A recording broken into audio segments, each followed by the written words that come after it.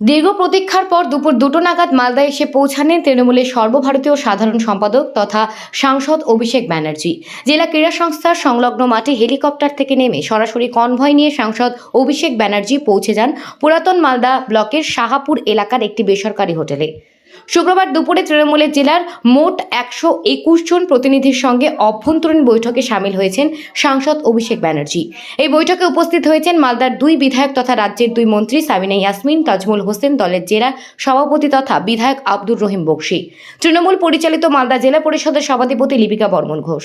এছাড়াও মালদার 2টি লোকসভা কেন্দ্রের নির্বাচন কমিটির 42 জন প্রতিনিধির পাশাপাশি এই অভ্যন্তরীণ বৈঠকে জেলার বিভিন্ন বুথ কমিটির সভাপতি থেকে শুরু করে গ্রামীণ স্তরে জনপ্রতিনিধিদেরও শামিল করা হয়েছে।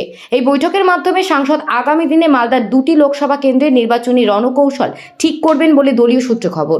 যদিও সাংসদ অভিষেক ব্যানার্জি বৈঠকে বসার আগে সাংবাদিকদের সামনে কোনো রকম মন্তব্য করেননি। বৈঠক চলবে প্রায় 2 ঘন্টা ধরে বলে দলীয় সূত্রে জানা গিয়েছে।